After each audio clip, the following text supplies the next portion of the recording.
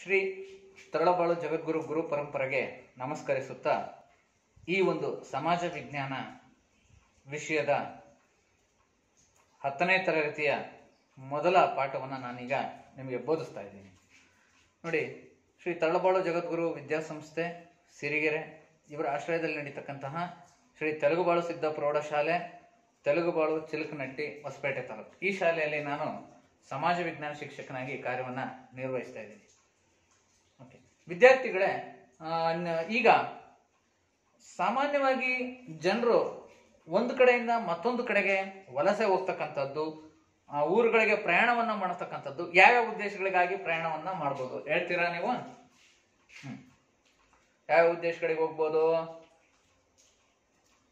ಸಂಬಂಧಿಕರನ್ನ ಭೇಟಿ ಮಾಡಲಿಕ್ಕೆ, ಯಾತ್ರಾ ಸ್ಥಳಗಳಿಗೆ ಭೇಟಿ ಮಾಡಲಿಕ್ಕೆ, ಹಾಗೆಯೇ ಮತ್ತೆ ವಸ್ತುಗಳನ್ನ ತಗೊಂಬರ್ಲಿಕ್ಕೆ, ಅಂದ್ರೆ ವ್ಯಾಪಾರದ ಉದ್ದೇಶ ಅಂತ ಹೇಳ್ಬೋದಾ? ವಸ್ತುಗಳನ್ನ ಮಾರ್ಲಿಕ್ಕೆ, ಕೊಡ್ಲಿಕ್ಕೆ ಅಂತಂದ್ರೆ ವ್ಯಾಪಾರದ ಉದ್ದೇಶಕ್ಕೂ ಕೂಡ ಜನರು ಒಂದ್ ಕಡೆಯಿಂದ ಮತ್ತೊಂದು ಕಡೆಗೆ ಹೋಗ್ಬೇಕಾಗುತ್ತೆ, ನೆಲೆ ನಿಲ್ಬೇಕಾಗುತ್ತೆ, ವಾಸವನ್ನ ಮಾಡಬೇಕಾಗುತ್ತೆ. ಹಾಗೆಯೇ ವಿದ್ಯಾರ್ಥಿಗಳೇ, ನಮ್ಮ ದೇಶಕ್ಕೂ ಕೂಡ ಬೇರೆ ದೇಶದಿಂದ, ಬೇರೆ ಊರಿಂದ ಅನ್ನೋದಕ್ಕಿಂತ ಬದಲಾಗಿ ಬೇರೆ ದೇಶಗಳಿಂದ ಜನ ಬಂದಿದ್ದಾರೆ.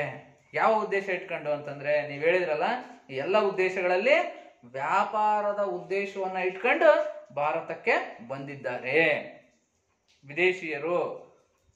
ಓಕೆ, ಯಾವಾಗ ಅಂತಂದ್ರೆ ಸುಮಾರು 15ನೇ, ಬಹಳ ಪ್ರಾಚೀನ ಕಾಲದಿಂದಲೂ ಬರ್ತಾ ಇದ್ದಾರೆ. ಆದ್ರೆ ನಾವಿವತ್ತು ಈ ಒಂದು 15ನೇ ಶತಮಾನದಲ್ಲಿ ಏನು ಭಾರತಕ್ಕೆ ಬಂದಿದ್ದಾರೆ ಬೇರೆ ದೇಶದಿಂದ, ಅದರಲ್ಲೂ ವಿಶೇಷವಾಗಿ ಯುರೋಪ್ ಖಂಡದಿಂದ ಆಗಮಿಸಿದ್ದಾರೆ. ಯಾವ ದೇಶಕ್ಕೆ? ಭಾರತಕ್ಕೆ. ಯಾವ ಉದ್ದೇಶವನ್ನ ಇಟ್ಕೊಂಡು?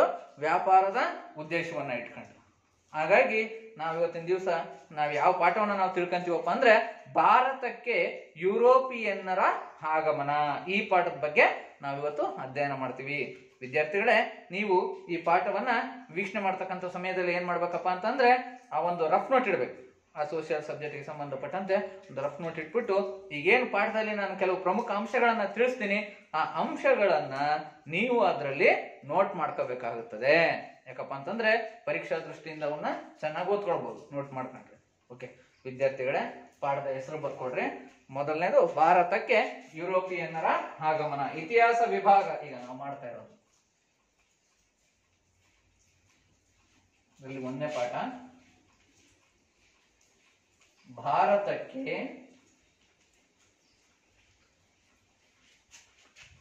ಯುರೋಪಿಯನ್ನರ ಆಗಮನ. ಯುರೋಪಿಯನ್ನರ ಆಗಮನ.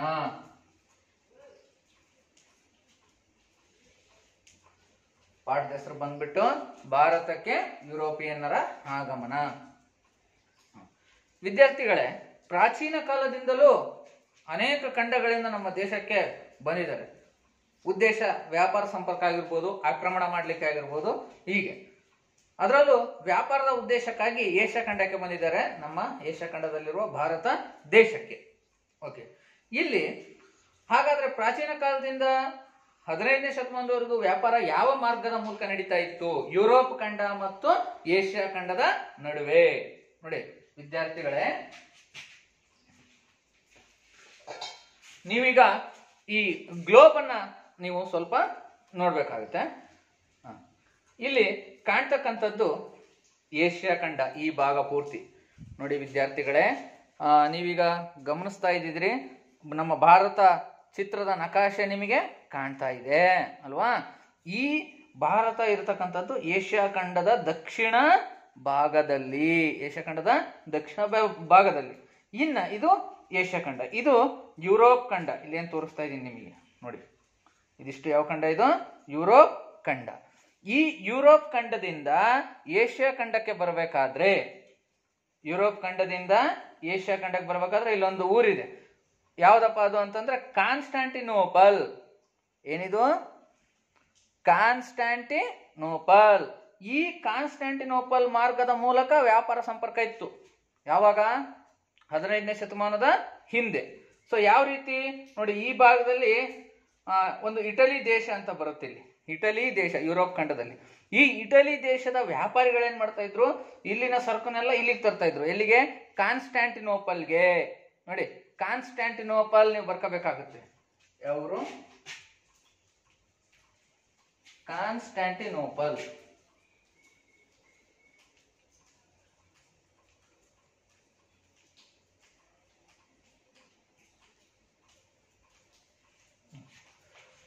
ಈ ಕಾನ್ಸ್ಟ್ಯಾಂಟಿನೋಪಲ್ಗೆ ಯಾರೋ ಇಟಲಿಯ ವರ್ತಕರು ಸರಕುಗಳನ್ನ ತರ್ತಾ ಇದ್ರು.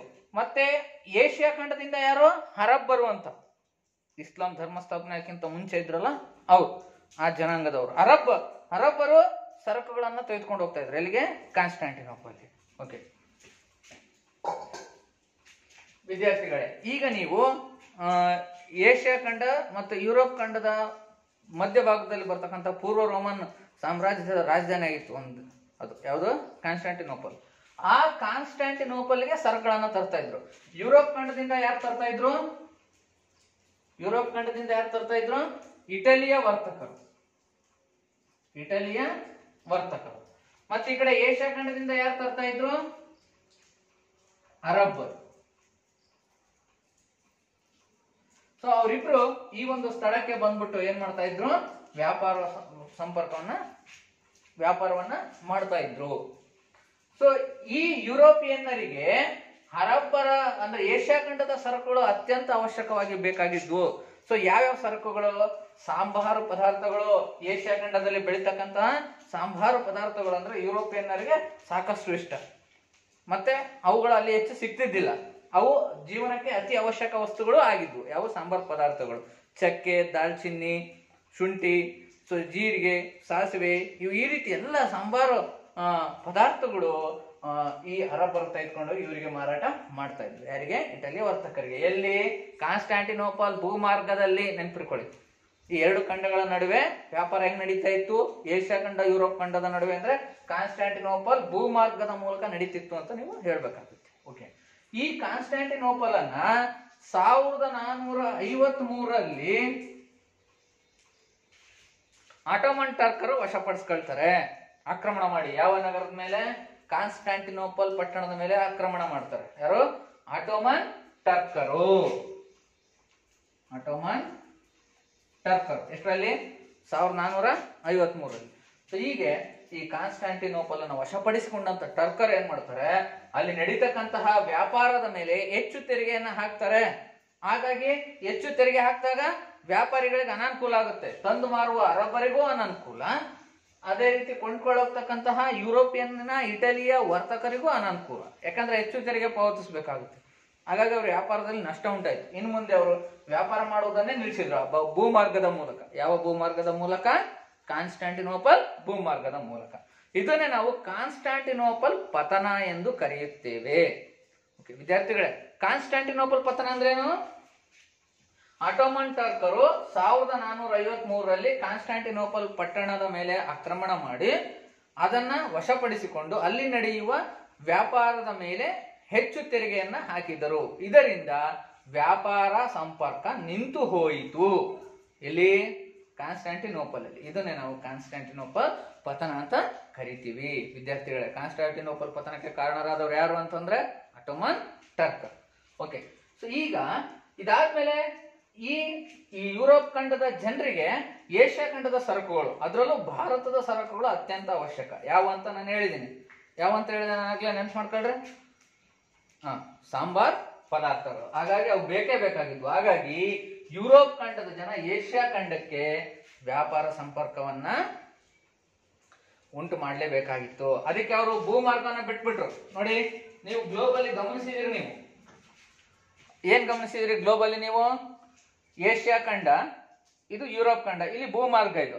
ಇನ್ನು ಉಳಿದದ್ದು ಏಷ್ಯಾ ಖಂಡದಿಂದ ಬರ್ಬೇಕು ಅಂದ್ರೆ ಜಲಮಾರ್ಗದ ಮೂಲಕನೇ ಬರ್ಬೇಕು. ಯಾವ ಖಂಡಕ್ಕೆ? ಏಷ್ಯಾ ಖಂಡಕ್ಕೆ.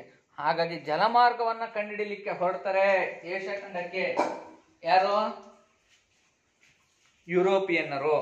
ಮೊದಲಿಗೆ ಜಲಮಾರ್ಗವನ್ನ ಕಂಡುಹಿಡಿಯಲಿಕ್ಕೆ ಹೊರಟವ್ರು ಯಾರು? ಯುರೋಪಿಯನ್ನರು. ಸೊ ಆ ಯುರೋಪಿಯನ್ನರಲ್ಲಿ ಅನೇಕ ಜನ ರಾಜ ರಾಣಿಯರು ಬೆಂಬಲವನ್ನ ನೀಡ್ತಾರೆ ಜಲಮಾರ್ಗವನ್ನ ಕಂಡುಹಿಡಿಲಿಕ್ಕೆ. ನೋಡಿ, ದೋಣಿಯನ್ನ ಚಲಾಯಿಸ್ತಕ್ಕಂಥವ್ರಿಗೆ ಏನಂತ ಕರಿತೀವಿ? ನಾವಿಕರು ಅಂತ ಕರಿತೀವಿ. ಇಂತಹ ನಾವಿಕರಿಗೆ ಹೆಚ್ಚು ಪ್ರೋತ್ಸಾಹವನ್ನು ನೀಡಿದ್ರು ಯಾರೋ? ಯುರೋಪ್ ಖಂಡದ ಅನೇಕ ಸಾಮ್ರಾಜ್ಯಗಳ ರಾಜರು ಮತ್ತು ರಾಣಿಯರು. ಉದಾಹರಣೆಗೆ ಪೋರ್ಚುಗಲ್ನ ರಾಜ ಹೆನ್ರಿ, ಹಾಗೆಯೇ ಸ್ಪೇನ್ನ ರಾಣಿ. ಸೊ ಹೀಗೆ ಪೋರ್ಚುಗಲ್, ಸ್ಪೇನ್, ಇಟಲಿ, ಸೊ ಅದೇ ರೀತಿಯಾಗಿ ಇನ್ನು ಅನೇಕ ಜರ್ಮನಿ, ಸೊ ಇಂಗ್ಲೆಂಡ್, ಈ ದೇಶದ ರಾಣಿಯರು ಏನ್ ಮಾಡ್ತಾರಪ್ಪ ಅಂತಂದ್ರೆ ನೌಕಾಯಾನಕ್ಕೆ ಉತ್ತೇಜನ ನೀಡಿದ್ರು, ನಾವಿಕರಿಗೆ ಪ್ರೋತ್ಸಾಹ ನೀಡಿದ್ರು. ಯಾವ ರೀತಿ ಪ್ರೋತ್ಸಾಹ ನೀಡಿದ್ರು? ಅವರಿಗೆ ಆರ್ಥಿಕವಾಗಿ ಹಣಕಾಸಿನ ಸಹಾಯ ಮಾಡುವುದು, ಅಲ್ಲದೆ ಅವರಿಗೆ ದೀರ್ಘಕಾಲ ಪ್ರಯಾಣಕ್ಕೆ ಬೇಕಾದಂತಹ ಹಡಗುಗಳನ್ನ, ದೋಣಿಗಳನ್ನ ಒದಗಿಸ್ಕೊಡ್ತಕ್ಕಂಥದ್ದು. ಸೊ ನೋಡಿ, ಇದೆಲ್ಲ ಯಾಕಪ್ಪ ಅಂತ ಈ ಪಾಯಿಂಟ್ ನಾವು ಯಾವುದರ ಆಧಾರದ ಮೇಲೆ ತಿಳ್ಕೋಬೇಕು ಅಂತಂದ್ರೆ, ಜಲಮಾರ್ಗವನ್ನ ಕಂಡುಹಿಡಿಲಿಕ್ಕೆ ಅನುಕೂಲಕರವಾದಂತ ಅಂಶಗಳು ಯಾವುವು? ನೋಡಿ, ಯುರೋಪಿಯನ್ರಿಗೆ ಜಲಮಾರ್ಗವನ್ನ ಕಂಡುಹಿಡಿಲಿಕ್ಕೆ ಅನುಕೂಲಕರವಾದಂತ ಅಂಶಗಳು ಯಾವ್ಯಾವ ಅಂಶಗಳು ಅವ್ರಿಗೆ ಅನುಕೂಲ ಮಾಡಿಕೊಟ್ವು ಈಸಿಯಾಗಿ ಕಂಡುಹಿಡಿಲಿಕ್ಕೆ? ಮೊದಲನೇ ಪಾಯಿಂಟ್ ಯಾವುದು? ಯುರೋಪಿನ ರಾಜ ರಾಣಿಯರು, ಯುರೋಪ್ ದೇಶಗಳ ರಾಜ ರಾಣಿಯರು ನಾವಿಕರಿಗೆ ಪ್ರೋತ್ಸಾಹ ನೀಡಿದರು. ನೆಕ್ಸ್ಟ್, ಅಲ್ಲಿ ದಿಕ್ಸೂಚಿಯನ್ನ ಬಳಸಿದ್ದು ಅನುಕೂಲ ಆಯಿತು ನೌಕಾಯಾನಕ್ಕೆ. ಇನ್ನ ಉತ್ತಮವಾದಂತಹ ದೋಣಿ, ಹಡಗುಗಳು, ದೀರ್ಘಕಾಲ ಪ್ರಯಾಣಕ್ಕೆ ಅದು ಬಳಸಿದ್ದು ಕೂಡ ಅನುಕೂಲಕರವಾಯಿತು. ಹಾಗೆ ಬಂದೂಕುಗಳು, ಹಾಗೆ ಏನಂತ ಹೇಳ್ತೀವಿ, ಅಸ್ಟ್ರಲೈಡ್, ಗ್ರಹೋನ್ನತಿ ಮಾಪಕ ಅಂತ ಹೇಳ್ತೀವಿ, ಇವುಗಳನ್ನ ಬಳಸಿದ್ರು. ಗ್ರಹೋನ್ನತಿ ಮಾಪಕ, ದಿಕ್ಸೂಚಿ, ರಾಜ ರಾಣಿಯರ ಪ್ರೋತ್ಸಾಹ ಇವೆಲ್ಲವರ ಬೆಂಬಲದಿಂದ ಯುರೋಪಿಯನ್ನರು ಜಲಮಾರ್ಗವನ್ನ ಕಂಡುಹಿಡಿಲಿಕ್ಕೆ ಕಾರಣ ಆಯ್ತು. ಅಲ್ಲದೆ ಅನಿವಾರ್ಯ ಯಾಕಾಯ್ತಪ್ಪ ಅಂತಂದ್ರೆ, ಆ ಒಂದು ಕಾನ್ಸ್ಟಾಂಟಿನೋಪಲ್ ಪತನ ಆಗಿದ್ರಿಂದ ಭೂಮಾರ್ಗದ ಮೂಲಕ ನಡೀತಕ್ಕಂಥ ವ್ಯಾಪಾರ ನಿಂತು ಹೋಗಿತ್ತು, ವ್ಯಾಪಾರವನ್ನು ಆರಂಭಿಸ್ಬೇಕಾಯ್ತು. ಅದಕ್ಕೆ ಜಲಮಾರ್ಗವನ್ನ ಕಂಡುಹಿಡಿಯುವುದು ಅನಿವಾರ್ಯ ಆಗಿತ್ತು. ವಿದ್ಯಾರ್ಥಿಗಳು, ಈಗ ನಾವೇನ್ ಮಾಡ್ಬೇಕು ಅಂತಂದ್ರೆ, ಯಾವ ಯುರೋಪಿಯನ್ರು ಈ ಒಂದು ಭಾರತಕ್ಕೆ, ಅದರಲ್ಲೂ ಏಷ್ಯಾ ಖಂಡದ ಭಾರತಕ್ಕೆ ಜಲಮಾರ್ಗವನ್ನ ಕಂಡುಹಿಡಿದ್ರು? ಈ ನಿಟ್ಟಿನಲ್ಲಿ ಮೊದಲು ಪಾತ್ರ ವಹಿಸಿದವರು ಪೋರ್ಚುಗಲ್ ದೇಶದವರು. ಪೋರ್ಚುಗಲ್ ನಾವಿಕ ಯಾರು? ವಾಸ್ಕೋಡ ಗಾಮ. ಸೊ ವಾಸ್ಕೋಡ ಗಾಮ ಭಾರತ ದೇಶಕ್ಕೆ ಜಲಮಾರ್ಗವನ್ನು ಕಂಡುಹಿಡಿದ್ರು. ಯುರೋಪ್ ದೇಶದಿಂದ ಏಷ್ಯಾ ಖಂಡಕ್ಕೆ, ಅಂದ್ರೆ ಪೋರ್ಚುಗಲ್ ದೇಶದಿಂದ ಬಂದಿದ್ದಾರೆ ಅವರು. ಎಲ್ಲಿಗೆ? ಭಾರತ ದೇಶದ ಕಲ್ಲಿಕೋಟೆಗೆ ತಲುಪ್ತಾರೆ. ಭಾರತ ದೇಶದಲ್ಲಿ ಕಲ್ಲಿಕೋಟೆ ನೋಡಿ, ಇಲ್ಲಿ ಮ್ಯಾಪ್ ಅನ್ನ ಗಮನಿಸ್ರಿ ನೀವೀಗ.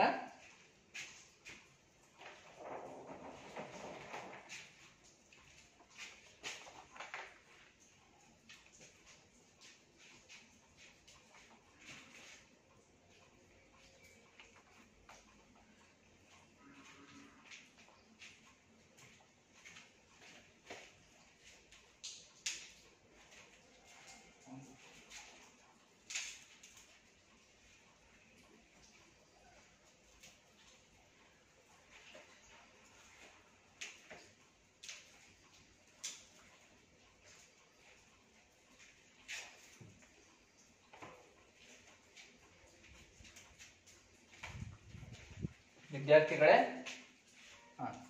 ಈ ಭಾಗದಲ್ಲಿ ನೋಡಿ, ಕೇರಳ ಹತ್ರ ಇರತಕ್ಕಂತಹ ಕಲ್ಲಿಕೋಟೆ ಹತ್ರ ಕಾಪಡ್ ಎಂಬತಕ್ಕಂಥ ಊರಿಗೆ ಬರ್ತಾರೆ. ಯಾರು? ವಾಸ್ಕೋಡ ಗಾಮ. ಅವರು ಯಾವ ದೇಶದ ನಾವಿಕರು? ಪೋರ್ಚುಗಲ್ ದೇಶದ ನಾವಿಕರು. ಸೊ ಹೀಗೆ ವಾಸ್ಕೋಡ ಗಾಮ ಏನು ಭಾರತಕ್ಕೆ ಬಂದ್ರು ಕಲ್ಲಿಕೋಟೆಗೆ, ಅಲ್ಲಿಗೆ ಯುರೋಪಿಯನ್ರ ಆಗಮನ ಆದಂತಾಯಿತು. ಯಾವ ದೇಶಕ್ಕೆ? ಭಾರತ ದೇಶಕ್ಕೆ. ಭಾರತಕ್ಕೆ ಯುರೋಪಿಯನ್ನರ ಆಗಮನ. ವಿದ್ಯಾರ್ಥಿಗಳೇ, ಪೋರ್ಚುಗಲ್ ದೇಶದಿಂದ ಬಂದಂತಹ ವಾಸ್ಕೋಡಿ ಗಾಮ ನಂತರ ಅನೇಕ ಹಡಗುಗಳು ಆ ಪೋರ್ಚುಗಲ್ ದೇಶದಿಂದ ಭಾರತಕ್ಕೆ ಬರ್ತವೆ ವ್ಯಾಪಾರಕ್ಕೆ. ಅದಕ್ಕೆ ಪೋರ್ಚುಗೀಸರು ಮೊದಲು ಬಂದವರು. ಪೋರ್ಚುಗಲ್ ದೇಶದಿಂದ ಬಂದವರನ್ನ ಪೋರ್ಚುಗೀಸರು ಅಂತ ಕರಿತೀವಿ. ಸೊ ಹಾಗೆಯೇ ಇಲ್ಲಿ ಪೋರ್ಚುಗೀಸರ ನಂತರ ಹಾಲೆಂಡ್ ದೇಶ ಅಥವಾ ನೆದರ್ಲ್ಯಾಂಡ್ ದೇಶದಿಂದ ಬಂದಿದ್ದಾರೆ ಜನ. ಯುರೋಪ್ ಖಂಡದ ನೆದರ್ಲ್ಯಾಂಡ್ ದೇಶದಿಂದ ಯಾವ ದೇಶಕ್ಕೆ? ಭಾರತ ದೇಶಕ್ಕೆ. ಅವರನ್ನ ನಾವೇನಂತ ಕರಿತೀವಿ? ಡಚ್ಚರು. ಹಾಗೆಯೇ ಇಂಗ್ಲೆಂಡ್ ದೇಶದಿಂದ ಬಂದಿದ್ದಾರೆ ಜನ ವ್ಯಾಪಾರಕ್ಕ ಉದ್ದೇಶಕ್ಕಾಗಿ. ಯಾವ ದೇಶಕ್ಕೆ? ಭಾರತ ದೇಶಕ್ಕೆ. ಅವರನ್ನ ನಾವು ಬ್ರಿಟಿಷರು ಅಂತ ಕರಿತೀವಿ. ಹಾಗೆ ಫ್ರಾನ್ಸ್ ದೇಶದಿಂದ ಬಂದ್ರು ಜನರು ವ್ಯಾಪಾರಕ್ಕಾಗಿ. ಯಾವ ದೇಶಕ್ಕೆ? ಭಾರತ ದೇಶಕ್ಕೆ. ಅವರನ್ನ ನಾವೇನಂತ ಕರಿತೀವಿ? ಫ್ರೆಂಚರು ಅಂತ ಕರಿತೀವಿ. ಸೊ ವಿದ್ಯಾರ್ಥಿಗಳೇ, ಭಾರತಕ್ಕೆ ಈಗ ಜಲಮಾರ್ಗವನ್ನ ಕಂಡುಹಿಡಿದಂತಹ ವ್ಯಕ್ತಿ ಹೆಸರನ್ನ ನೀವು ನೋಟ್ ಮಾಡ್ಕೋಬೇಕಾಗುತ್ತೆ. ಯಾರು ಭಾರತಕ್ಕೆ ಜಲಮಾರ್ಗವನ್ನ ಕಂಡುಹಿಡಿತಕ್ಕಂಥ ವ್ಯಕ್ತಿ? ವಾಸ್ಕೋಡ ಗಾಮ. ವಾಸ್ಕೋಡ ಗಾಮ ಬರ್ಕೋಬೇಕು ವಿದ್ಯಾರ್ಥಿಗಳು. ಎಷ್ಟರಲ್ಲಿ ಜಲಮಾರ್ಗನ ಕಂಡುಹಿಡಿದಿದ್ದು? ಸಾಮಾನ್ಯ ಶಕ 1498. 1498ರಲ್ಲಿ ಈ ಒಂದು ಜಲಮಾರ್ಗನ ಕಂಡುಹಿಡ್ತಾರೆ. ಯಾರು? ವಾಸ್ಕೋಡ ಗಾಮ. ಅವರ ನಂತರ ಬಂದಿರತಕ್ಕಂಥವ್ರು ಯಾರ್ಯಾರು? ಭಾರತಕ್ಕೆ ಕ್ರಮಬದ್ಧವಾಗಿ ಬಂದಿರತಕ್ಕಂತಹ ಯುರೋಪಿಯನ್ನರು ಯಾರ್ಯಾರು ಅಂತ ಪರೀಕ್ಷೆಯಲ್ಲಿ ಈ ಪ್ರಶ್ನೆ ಬರ್ತಕ್ಕಂಥ ಒಂದು ಚಾನ್ಸ್ ಇರುತ್ತೆ. ಸೊ ಯಾರ್ಯಾರು ಮೊದಲು ಬಂದವರು? ಯಾರು? ಪೋರ್ಚುಗೀಸರು.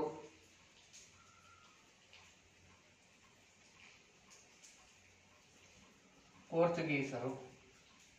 ನೀವೇನ್ ಬರ್ಕೋಬೇಕು? ಸ್ವಲ್ಪ ಒಂದು ಹೆಡ್ಡಿಂಗ್ ಬರ್ಕೊಡ್ರಿ. ಭಾರತಕ್ಕೆ ಬಂದ ಯುರೋಪಿಯನ್ನರು. ಮೊದಲಿಗೆ ಪೋರ್ಚುಗೀಸರು. ಎರಡನೇದು ಡಚ್ಚರು. ಡಚ್ಚರು. ಮೂರನೇವರು ಇಂಗ್ಲಿಷರು ಅಥವಾ ಬ್ರಿಟಿಷರು. ನಾಲ್ಕನೆಯವರು ಫ್ರೆಂಚರು. ಕೊನೆಯದಾಗಿ ಫ್ರೆಂಚರು. ನೋಡಿ ವಿದ್ಯಾರ್ಥಿಗಳೇ, ಪೋರ್ಚುಗೀಸರು ಬಂದಿದ್ದ ಯಾವ ದೇಶದಿಂದ? ಪೋರ್ಚುಗಲ್ ದೇಶದಿಂದ. ಪೋರ್ಚುಗೀಸರು ಬಂದಿದ್ದ ಯಾವ ದೇಶ? ಪೋರ್ಚುಗಲ್. ಡಚ್ಚರು ಬಂದಿದ್ದು ನೆದರ್ಲ್ಯಾಂಡ್ ಅಥವಾ ಹಾಲೆಂಡ್ ಅಂತಾನು ಕರೀತಾರೆ ಆ ದೇಶಕ್ಕೆ. ಹಾಲೆಂಡ್ ಅಥವಾ ನೆದರ್ಲ್ಯಾಂಡ್. ಹಾಗೆ ಬ್ರಿಟಿಷರು ಬಂದಿದ್ದು ಯಾವ ದೇಶದಿಂದ? ಇಂಗ್ಲೆಂಡ್ ದೇಶದಿಂದ. ಹಾಗೆ ಫ್ರೆಂಚರು ಯಾವ ದೇಶದಿಂದ ಬಂದಿದ್ದಾರೆ? ಫ್ರಾನ್ಸ್ ದೇಶದಿಂದ. ನೀವು ಬ್ರಾಕೆಟ್ ಅಲ್ಲಿ ಆ ಪಾಯಿಂಟ್ಸ್ ನೀವು ಬರ್ಕೋಬಹುದು. ಫ್ರೆಂಚರು ಎಲ್ಲಿಂದ ಬಂದಿದ್ದಾರೆ? ಫ್ರಾನ್ಸ್ ದೇಶದಿಂದ. ಈಗ ವಿದ್ಯಾರ್ಥಿಗಳೇ, ಭಾರತಕ್ಕೆ ಬಂದಿರತಕ್ಕಂತಹ ಯುರೋಪಿಯನ್ರನ್ನ ಕ್ರಮಬದ್ಧವಾಗಿ ನಾವು ತಿಳ್ಕೊಳ್ಳೋಣ. ಮತ್ತೆ ದೀರ್ಘಕಾಲ ನಮ್ಮ ದೇಶದಲ್ಲಿ ಯಾರು ಉಳ್ಕೊಂಡ್ರು, ಈ ವ್ಯಾಪಾರಕ್ಕೆ ಬಂದು ಇಲ್ಲಿಯೇ ನೆಲೆ ನಿಂತರು, ಅದ್ರ ಬಗ್ಗೆ ನಾವು ಈ ಪಾಠದಲ್ಲಿ ತಿಳ್ಕೊಳ್ಳೋಣ.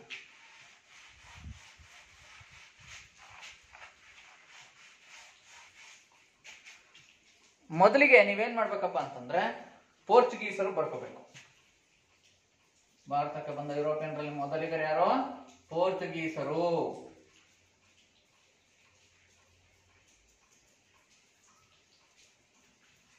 ಪೋರ್ಚುಗೀಸರು ಬರ್ಕೊಡ್ರಿ. ಪೋರ್ಚುಗೀಸರು ಯಾವ ದೇಶಕ್ಕೆ ಸೇರಿರ್ತಕ್ಕಂಥವ್ರು? ಈಗ ಹೇಳಿದ್ನಲ್ಲ, ಬರ್ಕೊಂಡಿದ್ದಿರ್ತಾನೆ.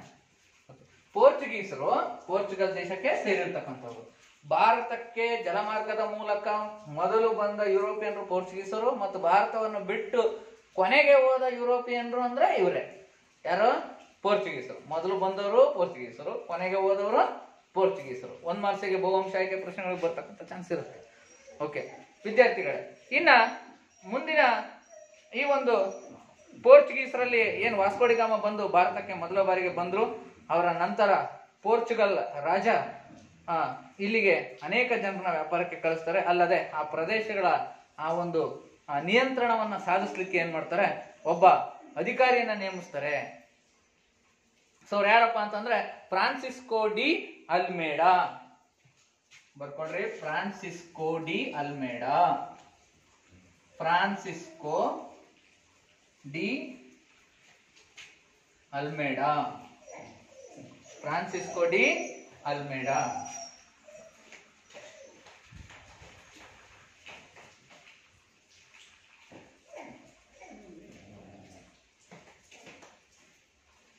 ಫ್ರಾನ್ಸಿಸ್ಕೋ ಡಿ ಅಲ್ಮೇಡಾ ಬರ್ಕೊಂಡ್ರ ನೋಡಿ. ಸೊ ಈ ಫ್ರಾನ್ಸಿಸ್ಕೋ ಡಿ ಅಲ್ಮೇಡಾ ಏನ್ ಮಾಡ್ತಾರೆ? ಆ ಒಂದು ಪೋರ್ಚುಗೀಸರ ಅಧಿಕಾರಿ, ಗವರ್ನರ್. ಈ ಫ್ರಾನ್ಸಿಸ್ಕೋ ಡಿ ಅಲ್ಮೇಡಾ ಹೆಚ್ಚಾಗಿ ವಸಾಹತುಗಳನ್ನ, ವ್ಯಾಪಾರ ಕೇಂದ್ರಗಳನ್ನ ಸ್ಥಾಪನೆ ಮಾಡೋದ್ರ ಕಡೆ ಗಮನ ಕೊಡದೆ ಈ ಸಮುದ್ರ ಮಾರ್ಗದ ಮೇಲೆ ನಿಯಂತ್ರಣವನ್ನ ಸಾಧಿಸ್ಲಿಕ್ಕೆ ಪ್ರಯತ್ನ ಪಡ್ತಾರೆ. ಅದಕ್ಕೆ ಅವರು ಒಂದು ನೀತಿನ ಅನುಸರಿಸ್ತಾರೆ. ಯಾವ ನೀತಿ ಅದು ಅಂದ್ರೆ ಬ್ಲೂ ವಾಟರ್ ಪಾಲಿಸಿ, ನೀಲಿ ನೀರಿನ ಪದ್ಧತಿ. ಬರ್ಕೋಬೇಕಾಗುತ್ತೆ. ಯಾವ ನೀತಿನ ಅನುಸರಿಸ್ತಾರೆ? ಬ್ಲೂ ವಾಟರ್ ಪಾಲಿಸಿ, ನೀಲಿ ನೀರಿನ ಪದ್ಧತಿ.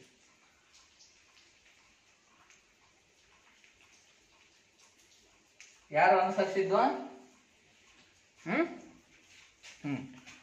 ಸೊ ನೀಲಿ ನೀರಿನ ಪದ್ಧತಿಯನ್ನು ಅನುಸರಿಸಿದ Portuguese governor Francisco de Almeida. ಅಂದ್ರೆ ಸಮುದ್ರ ಮಾರ್ಗದ ಮೇಲೆ ಏಕಸ್ವಾಮ್ಯವನ್ನು ಸಾಧಿಸುವುದು, ಮತ್ತೆ ಬೇರೊಬ್ಬ ಯುರೋಪಿಯನ್ರು ಆ ಮಾರ್ಗದ ಮೂಲಕ ಹೆಚ್ಚಾಗಿ ಬರೋದನ್ನು ತಡೆಗಟ್ಟೋದು. ಆ ಮೂಲಕ ಬರೀ ಪೋರ್ಚುಗೀಸರೇ ಆಗಮಿಸ್ಬೇಕು. ಯಾವ ದೇಶಕ್ಕೆ? ಯುರೋಪ್ ದೇಶಕ್ಕೆ. ಆದ್ರೆ ಹೆಚ್ಚು ವಸಾಹತುಗಳನ್ನ ನಿರ್ಮಾಣವನ್ನ ಮಾಡಲಿಲ್ಲ, ವ್ಯಾಪಾರ ಕೇಂದ್ರಗಳನ್ನ ಸ್ಥಾಪಿಸಲಿಲ್ಲ ಯಾರೋ ಫ್ರಾನ್ಸಿಸ್ಕೋ ಡಿ ಅಲ್ಮೇಡ. ಆದ್ರೆ ಇವರ ನಂತರ ಜನರಲ್ ಆಗಿ ಅಧಿಕಾರಕ್ಕೆ ಬರ್ತಾರೆ ಪೋರ್ಚುಗೀಸ್ ಅಧಿಕಾರಿಯಾಗಿ. ಯಾರಪ್ಪ ಅಂತಂದ್ರೆ Alfonso de Albuquerque. Alfonso de Albuquerque. Alfonso de Albuquerque. ಈ ಆಲ್ಫಾನ್ಸೋ ಡಿ ಅಲ್ಬುಕರ್ ಇವನು ಅಧಿಕಾರಕ್ಕೆ ಬಂದ ತಕ್ಷಣವೇ ಬಿಜಾಪುರ ಸುಲ್ತಾನರ ಮೇಲೆ ಆಕ್ರಮಣವನ್ನ ಮಾಡಿ ಗೋವಾವನ್ನ ವಶಪಡಿಸ್ಕೊಳ್ತಾನೆ. ಅದನ್ನ ಪೋರ್ಚುಗೀಸರ ಪ್ರಮುಖ ವಸಾಹತುವನ್ನಾಗಿ, ವ್ಯಾಪಾರ ಕೇಂದ್ರವನ್ನಾಗಿ ಮಾಡ್ತಾನೆ. ಉಗ್ರಾಣವಾಗಿ ಅಂದ್ರೆ ಸರಕುಗಳನ್ನ ದಾಸ್ತಾನು ಮಾಡ್ತಕ್ಕಂಥದ್ದು, ಶಸ್ತ್ರಾಸ್ತ್ರಗಳನ್ನ ಸಂಗ್ರಹಣೆ, ಸೈನ್ಯವನ್ನ ಶೇಖರಣೆ ಮಾಡ್ತಕ್ಕಂಥದ್ದು, ಈ ಕೆಲಸವನ್ನ ಮಾಡಿದ ಯಾರು? ಅಲ್ಬುಕರ್ಕ್. ಯಾವ ಒಂದು ಪ್ರಮುಖ ಪ್ರದೇಶವನ್ನು ವಶಪಡಿಸ್ಕೊಳ್ತಾರೆ? ಗೋವಾ. ನೋಡಿ ವಿದ್ಯಾರ್ಥಿಗಳೇ, ಮ್ಯಾಪ್ ಅಲ್ಲಿ ಗಮನಿಸಿ, ಗೋವಾ ಕಂಡು ಬರ್ತಕ್ಕಂಥದ್ದು ಈ ಭಾಗದಲ್ಲಿ, ಗೋವಾ. ಓಕೆ, ಸೊ ಈಗ ಈ ಗೋವಾವನ್ನು ವಶಪಡಿಸಿಕೊಂಡು ಹೊಸದಾಗಿ ವಸಾಹತುಗಳನ್ನ ಸ್ಥಾಪನೆ ಮಾಡ್ಲಿಕ್ಕೆ ಆರಂಭ ಮಾಡಿದ್ದಾರೆ ಯಾರೋ? ಅಲ್ಬುಕರ್ಕ್. ಅದಕ್ಕೆ ಇವ್ರನ್ನ ಪೋರ್ಚುಗೀಸ್ ಸಾಮ್ರಾಜ್ಯದ ನಿಜವಾದ ಸ್ಥಾಪಕ ಅಂತ ನಾವು ಕರಿತೀವಿ. ಭಾರತದಲ್ಲಿ ಪೋರ್ಚುಗೀಸ್ ಸಾಮ್ರಾಜ್ಯವನ್ನ ಸ್ಥಾಪಿಸಿದ್ದು ನಿಜವಾಗಿ ಯಾರು ಅಂತಂದ್ರೆ ಅಲ್ಬುಕರ್ಕ್. ಯಾಕೆ ಅಂತಂದ್ರೆ ಅವ್ರು ಗೋವಾವನ್ನು ವಶಪಡಿಸ್ಕೊಂಡು ಅದನ್ನು ಪ್ರಮುಖ ವಸಾಹತನ್ನಾಗಿ ಮಾಡ್ಕೊಂಡಿದ್ದಾರೆ. ನೋಡಿ, ಈ ಅಲ್ಬುಕರ್ಕನ ನಂತರ ನೋಡಿ ದಿಯು ಡಾಮನ್, ಇನ್ನು ಅವ್ರ ಕಾಲದಲ್ಲಿ ದಿಯು ಡಾಮನ್ ಅಂತ ಇದಾವೆ, ಅವುಗಳನ್ನು ವಸಾಹತುಗಳನ್ನಾಗಿ ಮಾಡ್ಕೊಳ್ತಾರೆ. ಅವರ ನಂತರ ಪ್ರಬಲ ಅಧಿಕಾರಿಗಳು ಬರಲ್ಲ ಪೋರ್ಚುಗೀಸರಲ್ಲಿ. ಹಾಗಾಗಿ ಎಲ್ಲ ದುರ್ಬಲ ಅಧಿಕಾರಿಗಳು, ಅದಕ್ಷ ಅಧಿಕಾರಿಗಳಾಗಿರ್ತಾರೆ. ಹಾಗಾಗಿ ಅವರಿಗೆ ಬೇರೆ ಯುರೋಪಿಯನ್ನರು ಭಾರತಕ್ಕೆ ಬರೋದನ್ನ ತಡೆಯಕ್ಕಾಗಲಿಲ್ಲ. ಮತ್ತೆ ಭಾರತಕ್ಕೆ ಬಂದ್ಮೇಲೆ ಅವರೊಂದಿಗೆ ಹೋರಾಡಿ ಅದರಲ್ಲಿ ವಿಫಲತೆ ಆದ್ರು ಯಾರು? ಪೋರ್ಚುಗೀಸ್ ಅಧಿಕಾರಿಗಳು. ಹಾಗಾಗಿ ಪೋರ್ಚುಗೀಸರು ಅವನತಿ ಹೊಂದಬೇಕಾಯ್ತು ಅಲ್ಬುಕರ್ಕನ ನಂತರ. ಯಾವ ದೇಶದಲ್ಲಿ? ಭಾರತದಲ್ಲಿ ಪೋರ್ಚುಗೀಸರ ಅವನತಿಗೆ ಕಾರಣಗಳೇನು ಅಂದ್ರೆ ಅಲ್ಬುಕರ್ಕನ ನಂತರ ಬಂದಂತ ಅಧಿಕಾರಿಗಳು ದುರ್ಬಲರಾಗಿದ್ರು, ಮತ್ತೆ ಅದಕ್ಷರು ಆಗಿದ್ರು ಅಧಿಕಾರಿಗಳು. ಮತ್ತೆ ಈ ಏನ್ ಯುರೋಪಿಯನ್ರು ಬಂದಿದ್ರು, ಬ್ರಿಟಿಷರು, ಫ್ರೆಂಚರು, ಇವರೆಲ್ಲ ಪ್ರಬಲ ಅಧಿಕಾರಿಗಳನ್ನ ಹೊಂದ್ಬಿಟ್ಟು ಒಂದು ಸಮರ್ಥ ಸೇನೆಯನ್ನ ಇಟ್ಕೊಂಡಿರ್ತಕ್ಕಂಥವ್ರು. ಅವ್ರ ವಿರುದ್ಧ ಹೋರಾಟವನ್ನ ಮಾಡ್ಲಿಕ್ಕೆ ಆಗ್ಲಿಲ್ಲ. ಸೊ ಹಾಗಾಗಿ ಪೋರ್ಚುಗೀಸರು ಬೇಗನೆ ಅವನತಿಯನ್ನ ಹೊಂದಿದ್ರು. ಯಾವ ದೇಶದಲ್ಲಿ? ಭಾರತ ದೇಶದಲ್ಲಿ. ನೋಡಿ, ಆ ಪೋರ್ಚುಗೀಸರ ವಸಾಹತುಗಳು ಯಾವುವು ಅಂತ ನೀವು ಪಟ್ಟಿ ಮಾಡ್ಬೇಕಾಗತ್ತೆ. ಈ ಪಾಠ ಎಲ್ಲ ಮುಗಿದ್ಮೇಲೆ ವಿದ್ಯಾರ್ಥಿಗಳೇ ಪಠ್ಯ ಪುಸ್ತಕವನ್ನು ಅಭ್ಯಾಸ ಮಾಡ್ಬಿಟ್ಟು ನೀವೇನ್ ಮಾಡ್ಬೇಕು? ಪೋರ್ಚುಗೀಸರ ವಸಾಹತುಗಳು ಯಾವ್ಯಾವು ಅಂತ ಅವನ್ನ ಒಂದು ಪಟ್ಟಿಯನ್ನ ಮಾಡಿ.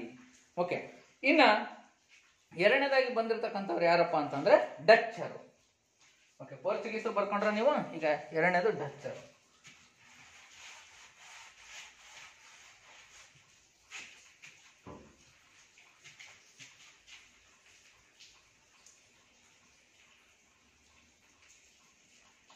ಡಚ್ಚರು ಅಂದ್ರೆ ಯಾವ ದೇಶದಿಂದ ಬಂದಿದ್ದಾರೆ ಇವರು?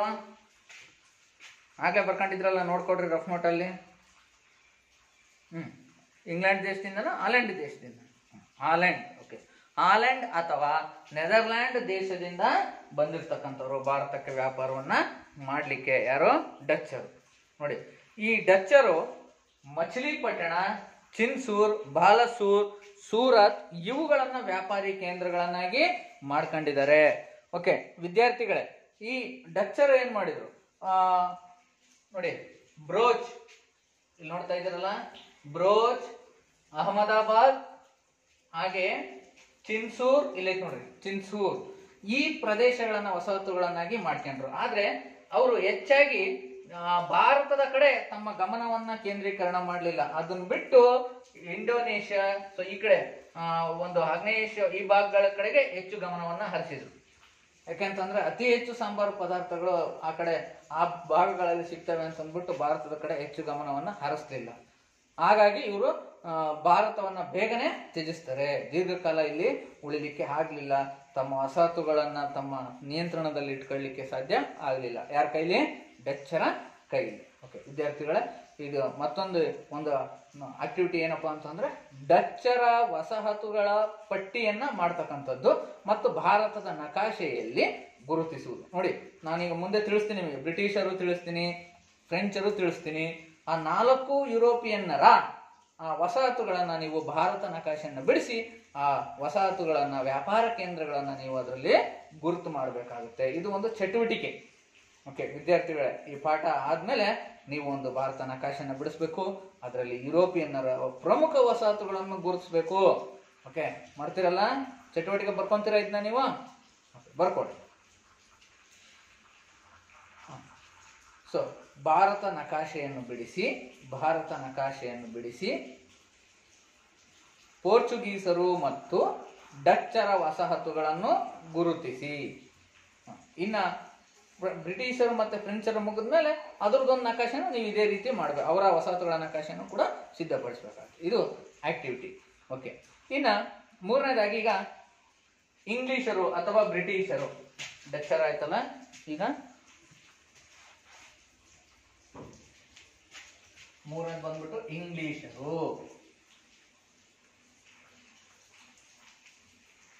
ಯಾವ ದೇಶದಿಂದ ಬಂದಿದ್ದಾರೆ ಇಂಗ್ಲಿಷರು ಅಥವಾ ಬ್ರಿಟಿಷರು ಭಾರತಕ್ಕೆ? ವ್ಯಾಪಾರದ ಉದ್ದೇಶವನ್ನ ಇಟ್ಕೊಂಡು ಯಾರಾದ್ರೂ ಹೇಳ್ತೀರಾ? ವ್ಯಾಪಾರದ ಉದ್ದೇಶವನ್ನು ಇಟ್ಕೊಂಡು ಯಾವ ದೇಶದಿಂದ ಬಂದಿದ್ದಾರೆ? ಇಂಗ್ಲೆಂಡ್ ದೇಶದಿಂದ ಬಂದಿದ್ದಾರೆ.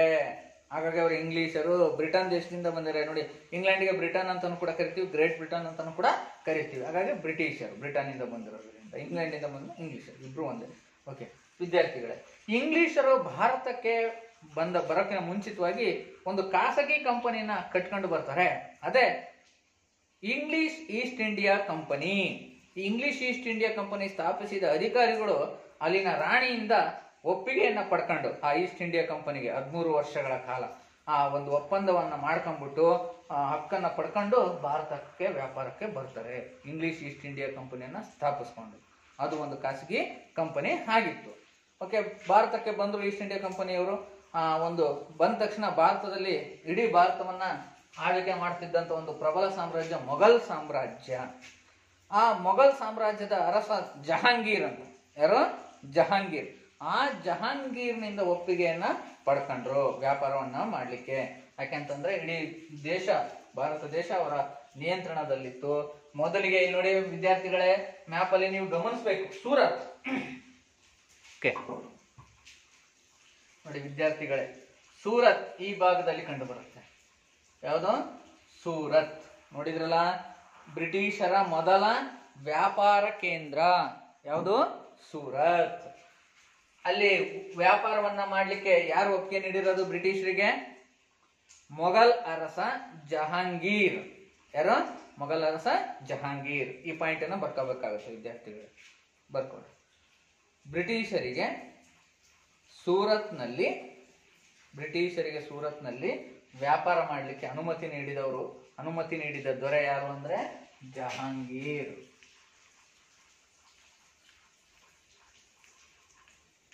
ಎಲ್ಲೊಪ್ಪಿಗೆ ನೀಡಿದ್ದಾರೆ ಇವರು? ಸೂರತ್ನಲ್ಲಿ. ಸರ್ ಥಾಮಸ್ ರೋ ಎಂಬತಕ್ಕಂಥ ಬ್ರಿಟಿಷ್ ಅಧಿಕಾರಿ ರಾಯಭಾರಿಯಾಗಿ ಆ ಜಹಾಂಗೀರನ ಆಸ್ಥಾನಕ್ಕೆ ಹೋಗಿದ್ರಿಂದ ಅವರಿಗೆ ಸೂರತ್ನಲ್ಲಿ ವ್ಯಾಪಾರ ಮಾಡಲಿಕ್ಕೆ ಅವಕಾಶ ಸಿಕ್ತು. ಓಕೆ, ತದನಂತರ ಹೀಗೆ ಭಾರತಕ್ಕೆ ಬಂದಂತಹ ಬ್ರಿಟಿಷರು ಏನ್ ಮಾಡಿದ್ರು? ಕೆಲವು ಪ್ರಮುಖ ಪ್ರದೇಶಗಳನ್ನ ವ್ಯಾಪಾರ ಕೇಂದ್ರಗಳನ್ನಾಗಿ ಮಾಡಿಕೊಳ್ಳತೊಡಗಿದ್ರು, ವಸಾಹತುಗಳನ್ನಾಗಿ ಮಾಡಿಕೊಳ್ಳತೊಡಗಿದ್ರು. ಅಂದ್ರೆ ಆ ಪ್ರದೇಶದಲ್ಲಿ ಅವ್ರು ಮಾತ್ರ ವ್ಯಾಪಾರವನ್ನ ಮಾಡ್ಬೇಕು, ಏಕಸ್ವಾಮ್ಯ, ಬೇರೆ ಯಾವುದೇ ಯುರೋಪಿಯನ್ರು ಮಾಡಂಗಿಲ್ಲ. ಅಲ್ಲದೆ ಆ ಪ್ರದೇಶದ ಸಂಪೂರ್ಣ ರಕ್ಷಣೆ ಅವ್ರಿಗೆ ಸೇರಿರ್ತಕ್ಕಂಥದ್ದು. ಓಕೆ ವಿದ್ಯಾರ್ಥಿಗಳೇ, ಈ ಸೂರತ್ತನ್ನ ಪಡ್ಕೊಂಡ್ಮೇಲೆ ಇಂಗ್ಲಿಷರು ಪ್ರಮುಖವಾಗಿ ನೋಡಿ ಇಲ್ಲಿ ಬಾಂಬೆ ಅಂತ ಕಾಣ್ತಾ ಇದೆ, ಅಂದ್ರೆ ಮುಂಬೈ. ಯಾವ್ದಿದು ಭಾಗ? ಮುಂಬೈಯನ್ನ ವಸಾಹತುವಾಗಿ ಮಾಡ್ಕೊಂತಾರೆ.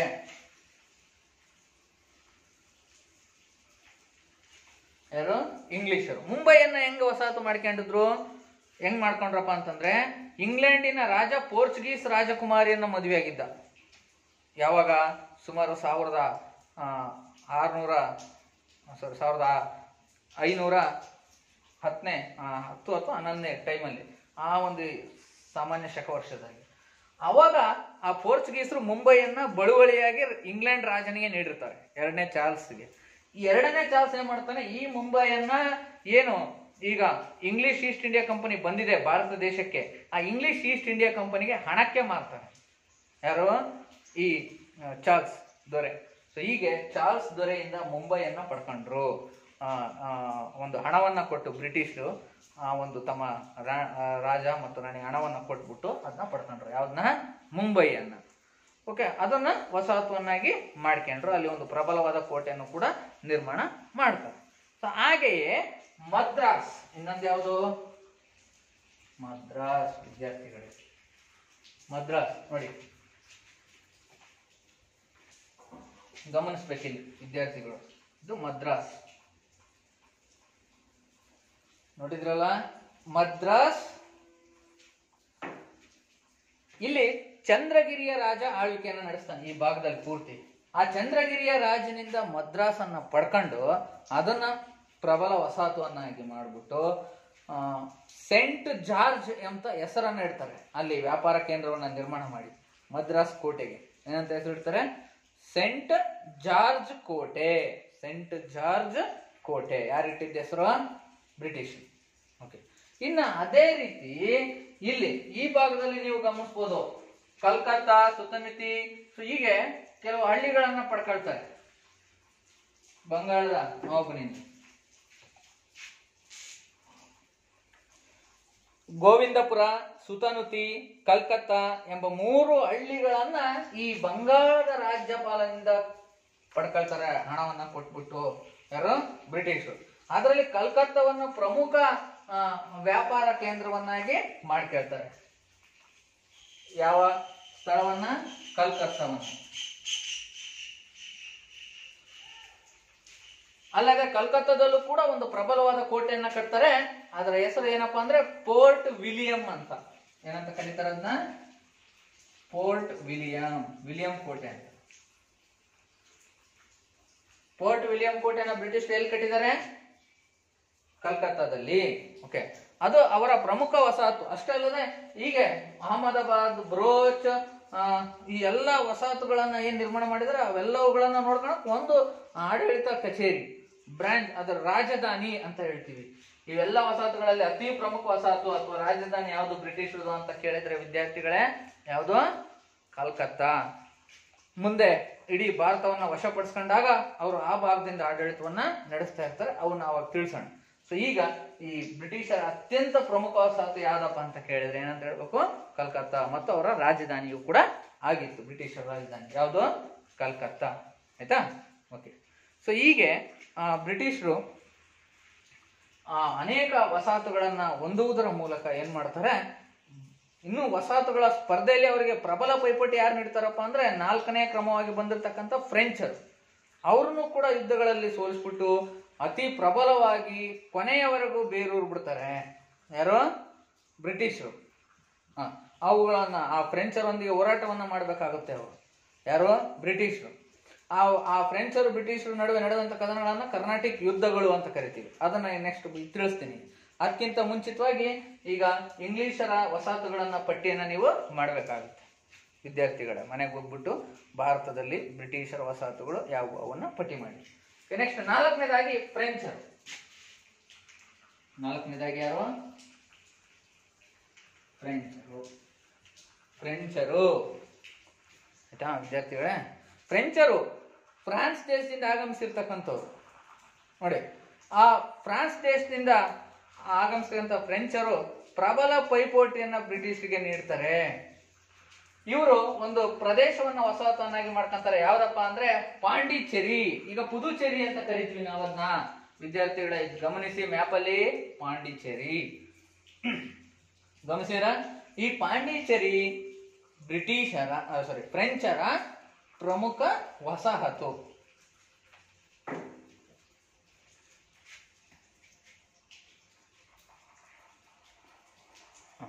ಆ ವಾಲಿಕೊಂಡಪುರಂ ಸಾಮ್ರಾಜ್ಯ ಅಂತ ಇಲ್ಲಿ ಪೂರ್ತಿ ಬರುತ್ತೆ. ಆ ವಾಲಿಕೊಂಡಪುರಂ ಸಾಮ್ರಾಜ್ಯದ ಒಬ್ಬ ಮುಸ್ಲಿಂ ಅಧಿಕಾರಿಯಿಂದ ಆ ಒಂದು ಪಾಂಡಿಚೇರಿಯನ್ನ ಪಡ್ಕೊಂಡ್ಬಿಟ್ಟು ಫ್ರೆಂಚರು ಹಣಕ್ಕೆ ಅದನ್ನ ಏನ್ ಮಾಡ್ತಾರೆ, ಒಂದು ಪ್ರಬಲ ವಸಾಹತನ್ನಾಗಿ ಮಾಡ್ತಾರೆ, ವ್ಯಾಪಾರ ಕೇಂದ್ರವನ್ನಾಗಿ ಮಾಡ್ಕೊಂತಾರೆ. ಇದಾದ್ಮೇಲೆ ಮ್ಯಾಪ್ ಅಲ್ಲಿ ನೀವು ಗಮನಿಸ್ತಿರ್ಬೋದು, ಮಾಹೆ, ಕಾರೈಕಲ್ ಅಲ್ವಾ, ಮಾಹೆ, ಕಾರೈಕಲ್, ಇಲ್ಲಿ ಚಂದ್ರನಗರ. ಸೊ ಇವುಗಳನ್ನು ಕೂಡ ಅವರು ವಸಾಹತುಗಳನ್ನಾಗಿ ಮಾಡ್ಕೊಂಡ್ರು. ಯಾರು? ಫ್ರೆಂಚರ ವಸಾಹತುಗಳು ಯಾವ ಅಂತ ತಿಳ್ಕೊಂಡಿದ್ದೀರಿ. ಮತ್ತೆ ಇವರು ಪ್ರಬಲವಾದಂತಹ ವಿರೋಧವನ್ನ ಒಡ್ತಾರೆ. ಯಾರಿಗೆ? ಬ್ರಿಟಿಷರಿಗೆ. ಈ ನಿಟ್ಟಿನಲ್ಲಿ ಅನೇಕ ಯುದ್ಧಗಳು ನಡೀತವೆ. ನೋಡಿ, ಈ ಫ್ರೆಂಚರಲ್ಲಿ ಒಬ್ಬ ಪ್ರಬಲ ಜನರಲ್ ಅಥವಾ ಅಧಿಕಾರಿ ಯಾರಪ್ಪ ಅಂತಂದ್ರೆ ಡೂಪ್ಲೆ ಅಂತ. ಅವನು ಭಾರತದಲ್ಲಿ ಫ್ರೆಂಚ್ ಸಾಮ್ರಾಜ್ಯವನ್ನ ಸ್ಥಾಪಿಸಬೇಕೆಂಬ ಮಹತ್ವಾಕಾಂಕ್ಷೆಯನ್ನ ಹೊಂದಿದ್ದಂತಹ ಫ್ರೆಂಚ್ ಜನರಲ್ ಅಥವಾ ಫ್ರೆಂಚ್ ಅಧಿಕಾರಿ. ನೋಡಿ, ಭಾರತದಲ್ಲಿ ಫ್ರೆಂಚರ ಸಾಮ್ರಾಜ್ಯವನ್ನು ಸ್ಥಾಪಿಸಬೇಕೆಂಬ ಮಹತ್ವಾಕಾಂಕ್ಷೆಯನ್ನು ಹೊಂದಿದ್ದ ಅಧಿಕಾರಿ ಯಾರಪ್ಪ ಅಂತಂದ್ರೆ ಯಾರು? ಡೂಪ್ಲೆ ಅಂತಕ್ಕಂಥ. ಅವ್ರ ಬಗ್ಗೆ ತಿಳ್ಕೊಂತೀವಿ. ಮುಂದೆ ಕರ್ನಾಟಿಕ್ ಯುದ್ಧಗಳು ಅಂತ ಬರ್ತವೆ, ಅಲ್ಲಿ ತಿಳ್ಕೊಂಡು. ನೋಡಿ, ವಸಾಹತುಗಳನ್ನ ಸ್ಥಾಪಿಸ್ಲಿಕ್ಕೆ ಸಂಬಂಧಪಟ್ಟಂತೆ, ವ್ಯಾಪಾರಿ ಕೋಟೆಗಳನ್ನ ಸ್ಥಾಪಿಸ್ಲಿಕ್ಕೆ ಸಂಬಂಧಪಟ್ಟಂತೆ ಈ ಎರಡು ಯುರೋಪಿಯನ್ರಲ್ಲಿ ಯುದ್ಧಗಳು ನಡೀತವೆ, ಘರ್ಷಣೆಗಳು. ಯಾವ್ಯಾವ ಯುರೋಪಿಯನ್ರಲ್ಲಿ? ಫ್ರೆಂಚರು ಮತ್ತೆ ಬ್ರಿಟಿಷರ ನಡುವೆ. ಈ ಘರ್ಷಣೆಗಳನ್ನೇ ನಾವೇನಂತ ಕರಿತೀವಿ? ಕರ್ನಾಟಿಕ್ ಯುದ್ಧಗಳು ಎಂದು ಕರೆಯುತ್ತೇವೆ. ವಿದ್ಯಾರ್ಥಿಗಳೇ, ಹಾಗಾದ್ರೆ 3 ಬಾರಿ ಯುದ್ಧವನ್ನ ಮಾಡಿದ್ದಾರೆ ಇವರು. ಯಾರು? ಬ್ರಿಟಿಷರು ಮತ್ತು ಫ್ರೆಂಚರು. ಆ ಯುದ್ಧಗಳನ್ನೇ ಇವು ಕರ್ನಾಟಿಕ್ ಪ್ರದೇಶದಲ್ಲಿ ನಡೆದಿದ್ದರಿಂದ, ನೋಡಿ ಮ್ಯಾಪ್ ಅಲ್ಲಿ ಈ ಭಾಗ ನೋಡ್ತಾ ಇದ್ದೀರಲ್ಲ, ಈ ಕರ್ನಾಟಿಕ್ ಪ್ರದೇಶದಲ್ಲಿ ನಡೆದಿರೋದ್ರಿಂದ ಈ ಯುದ್ಧಗಳನ್ನು ನಾವು ಕರ್ನಾಟಿಕ್ ಯುದ್ಧಗಳು ಅಂತೀವಿ. ಕರ್ನಾಟಿಕ್ ಯುದ್ಧಗಳಂದ್ರೆ ಯಾರ್ಯಾರಿಗೆ ನಡೆದಿದ್ದಾವೆ, ಯಾವ ಪ್ರದೇಶದಲ್ಲಿ? ಕರ್ನಾಟಿಕ್ ಪ್ರದೇಶದಲ್ಲಿ ಫ್ರೆಂಚರಿಗೆ ಮತ್ತು ಬ್ರಿಟಿಷರ ನಡುವೆ ನಡೆದಂತ ಯುದ್ಧಗಳನ್ನೇ ಕರ್ನಾಟಿಕ್ ಯುದ್ಧಗಳು ಎಂದು ಕರೆಯುತ್ತೇವೆ. ಎಷ್ಟು ಕರ್ನಾಟಿಕ್ ಯುದ್ಧಗಳು ನಡೆದಿದ್ದಾವೆ? 3 ಕರ್ನಾಟಿಕ್ ಯುದ್ಧಗಳು ನಡೆದಿದ್ದಾವೆ. ವಿದ್ಯಾರ್ಥಿಗಳೇ, ಮೊದಲನೇ ಕರ್ನಾಟಿಕ್ ಯುದ್ಧ ಬರ್ಕೊಡ್ರಿ.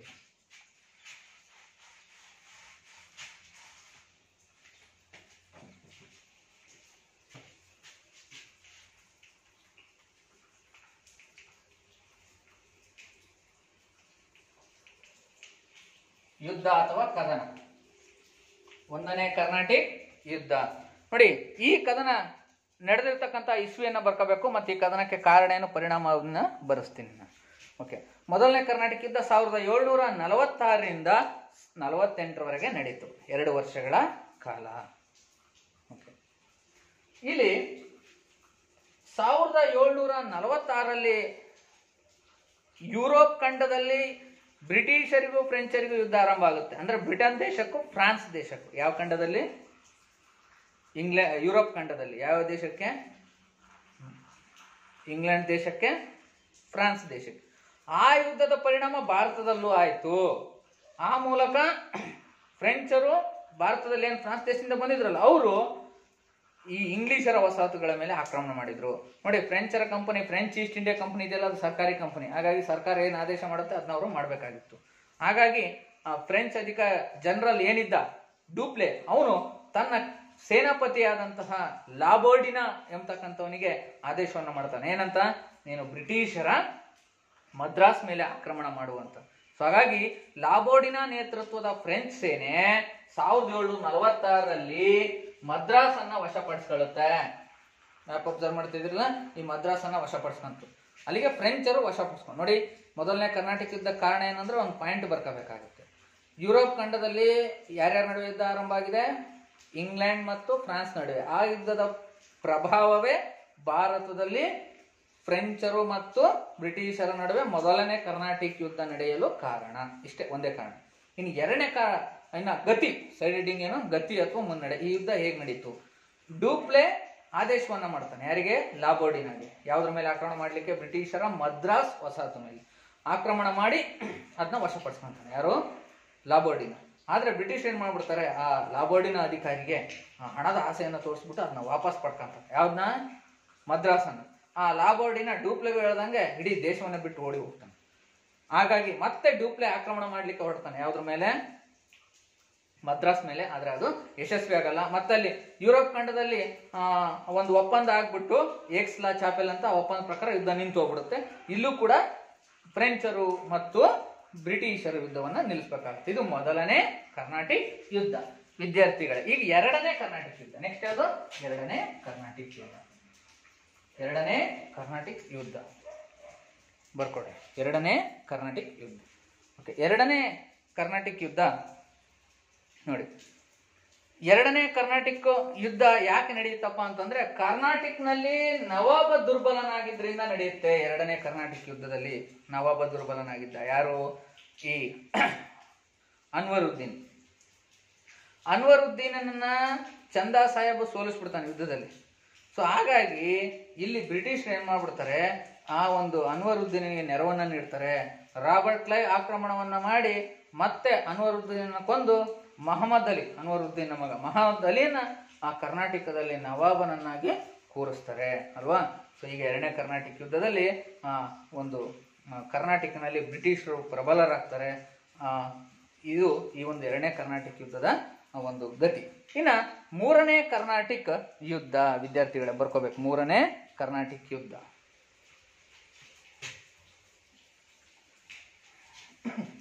ಮೂರನೇ ಕರ್ನಾಟಕ ಯುದ್ಧ.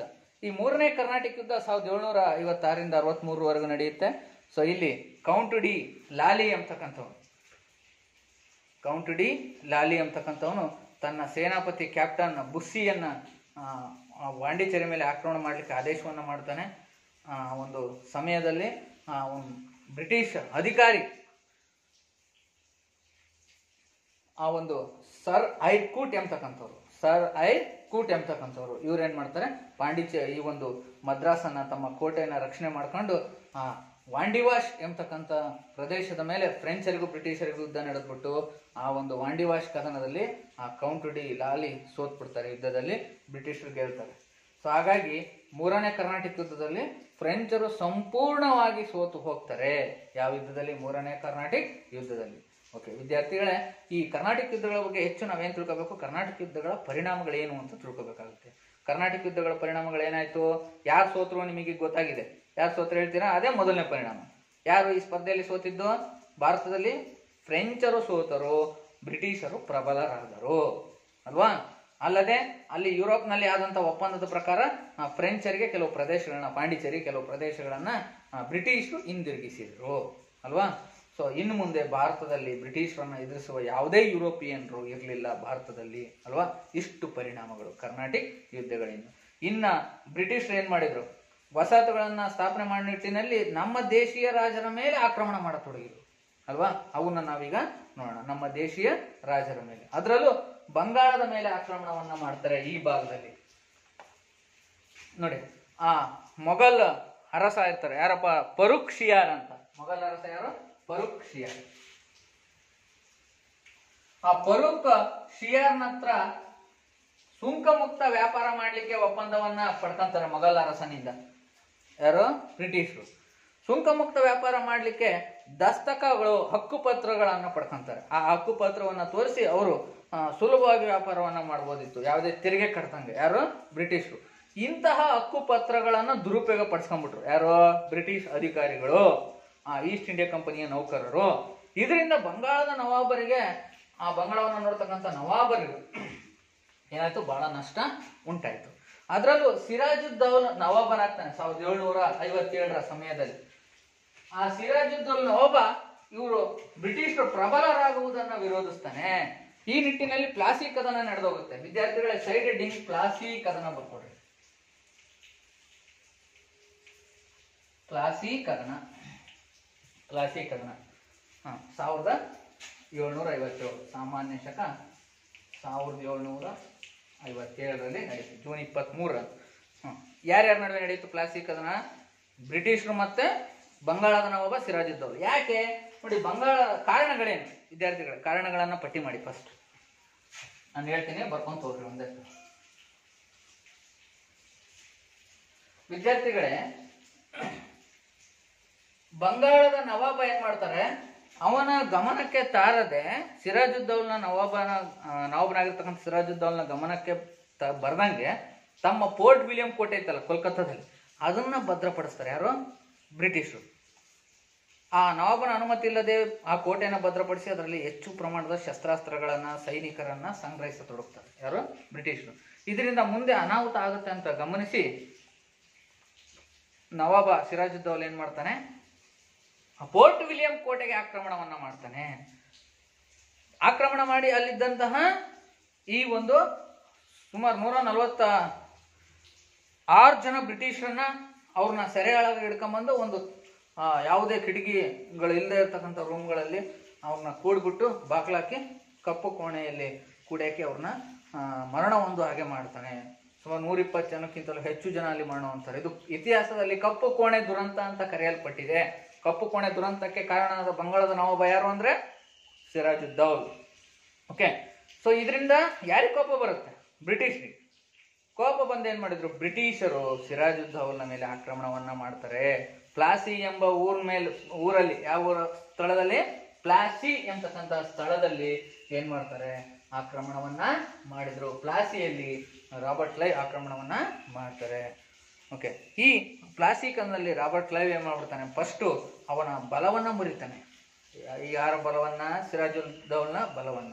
ಅದನ್ನ ಯುದ್ಧದ ಗತಿ ಅಂತೀವಿ. ಫಸ್ಟ್ ಯುದ್ಧಕ್ಕೆ ಕಾರಣಗಳು ಬರ್ಕೊಡ್ರಿ. ಮೊದಲನೇದೇನೋ, ದಸ್ತಕಗಳನ್ನ ಬ್ರಿಟಿಷ್ ಅಧಿಕಾರಿಗಳು ದುರುಪಯೋಗ ಪಡಿಸಿಕೊಂಡು ಯಾರಿಗೆ ನಷ್ಟ ಉಂಟು ಮಾಡಿದ್ರು, ನವಾಬನಿಗೆ, ಬಂಗಾಳ ನವಾಬ. ಎರಡನೇದೇನೋ, ನವಾಬನ ಅನುಮತಿ ಇಲ್ಲದೆ ಕೋಟೆಯನ್ನ ಭದ್ರಪಡಿಸಿಕೊಂಡವರು ಯಾರು, ಬ್ರಿಟಿಷರು. ಇನ್ನೇ ನೆಕ್ಸ್ಟ್ ಪಾಯಿಂಟ್ ಯಾವುದು, ಕಪ್ಪು ಕೋಣೆ ದುರಂತ ಆಗಿ ನವಾಬ ಸಿರಾಜುದ್ದೌಲ್ ಬ್ರಿಟಿಷರನ್ನು ಕೊಂದನು. ಸೊ ಇಷ್ಟು ಪಾಯಿಂಟ್ಗಳು ಪ್ಲಾಸಿ ಕದನಕ್ಕೆ ಕಾರಣಗಳು. ಇನ್ನು ನೆಕ್ಸ್ಟ್ ಏನು, ಪ್ಲಾಸಿ ಕದನದ ಗತಿ. ಆ ಗತಿ ಬರಿಬೇಕಾದ್ರೆ ಮೊದಲು ರಾಬರ್ಟ್ ಕ್ಲೈವ್ ಏನ್ ಮಾಡ್ತಾನೆ, ಆ ಸಿರಾಜುದ್ದೌಲ್ನ ಸೈನ್ಯ ಯುದ್ಧದಲ್ಲಿ ಭಾಗವಹಿಸಿದಂಗೆ ಮಾಡ್ತಾನೆ. ಅವನ ಹಳೆಯ ಸಿರಾಜುದ್ದೌಲ್ನ ಸೇನಾಪತಿ ಯಾರಪ್ಪ ಅಂದ್ರೆ ಮೀರ್ ಜಾಫರ್ ಅಂತ, ಅವನನ್ನ ಯುದ್ಧದಲ್ಲಿ ಭಾಗವಹಿಸಿದಂಗೆ ಮಾಡ್ತಾನೆ. ಮತ್ತೆ ಆ ಬಂಗಾಳದಲ್ಲಿದ್ದಂಥ ಶ್ರೀಮಂತರು ಏನಿರ್ತಾರೆ, ಲೇವಾದೇವಿಗಾರರು ಅಂತ ಏನು ಹೇಳ್ತೀವಿ, ಅವರ ಒಂದು ಬೆಂಬಲನೂ ಕೊಡ್ದಂಗೆ, ಅವರು ಕೂಡ ಸಿರಾಜುದ್ದೌಲ್ಗೆ ಬೆಂಬಲ ಕೊಡ್ದಂಗೆ ಏಕಾಂಗಿಯಾಗಿ ಹೋರಾಟ ಮಾಡುವಂತೆ ಮಾಡ್ತಾರೆ. ಹಾಗಾಗಿ ಸುಲಭವಾಗಿ ಬ್ರಿಟಿಷರ್ ರಾಬರ್ಟ್ ಕ್ಲೈವ್ ಇವರನ್ನ ಸೋಲಿಸ್ಬಿಡ್ತಾನೆ. ಯಾರನ್ನ, ಸಿರಾಜುದ್ದೌಲನ್ನ. ಯಾವ ಯುದ್ಧದಲ್ಲಿ, ಪ್ಲಾಸಿ ಕದನದಲ್ಲಿ. ಓಕೆ, ಪ್ಲಾಸಿ ಕದನ ಯಾರ್ಯಾರ ನಡುವೆ ನಡೆಯಿತು, ಬಂಗಾಳದ ನವಾಬ ಸಿರಾಜುದ್ದೌಲಾ ಮತ್ತು ಬ್ರಿಟಿಷರ ನಡುವೆ. ಇದರ ಪರಿಣಾಮ ಏನು ಅಂತಂದ್ರೆ, ಪ್ಲಾಸಿ ಕದನದ ಪರಿಣಾಮಗಳು, ಅವನ್ನ ನೀವು ಬರ್ಕೋಬೇಕಾಗ್ತದೆ ವಿದ್ಯಾರ್ಥಿ. ಪ್ಲಾಸಿ ಕದನದ ಪರಿಣಾಮಗಳು. ಮೊದಲನೇ ಪರಿಣಾಮ, ಸಿರಾಜುದ್ದೌಲ ಯುದ್ಧದಲ್ಲಿ ಸೋತು ಮರಣ ಹೊಂದಿದನು. ಎರಡನೇ ಪರಿಣಾಮ ಏನು, ಮೀರ್ ಜಾಫರ್ನನ್ನ ಬಂಗಾಳದ ನವಾಬನನ್ನಾಗಿ ಬ್ರಿಟಿಷರು ಮಾಡಿದರು. ಮೀರ್ ಜಾಫರ್ನನ್ನು ಬಂಗಾಳದ ನವಾಬನನ್ನಾಗಿ ಮಾಡಿದರು. ಇದಕ್ಕಾಗಿ ಅವರು ಏನು, ಕೋಲ್ಕತ್ತಾದ ಕೋಟೆ ಮೇಲೆ ಆಕ್ರಮಣ ಮಾಡಿದ್ನಲ್ಲ ಯಾರು, ನವಾಬ ಸಿರಾಜುದ್ದೌಲ. ಇದಕ್ಕಾಗಿ ಸ್ವಲ್ಪ ನಷ್ಟದ ಪರಿಹಾರವಾಗಿ ಹಣವನ್ನ ನೀಡಿದ ಯಾರು, ಮೀರ್ ಜಾಫರ್. ಅಲ್ಲದೆ ಅವನನ್ನು ಅಧಿಕಾರಕ್ಕೆ ತಂದಿದ್ರಲ್ಲ ಬ್ರಿಟಿಷರು, ಆ ಕಾರಣಕ್ಕೋಸ್ಕರ. ಸೊ ಇಷ್ಟು ಈ ಒಂದು ಪ್ಲಾಸಿ ಕದನದ ಪರಿಣಾಮ. ಇನ್ನು ನೆಕ್ಸ್ಟ್ ಬಕ್ಸಾರ್ ಕದನ ವಿದ್ಯಾರ್ಥಿಗಳು. ಬಕ್ಸಾರ್ ಕದನ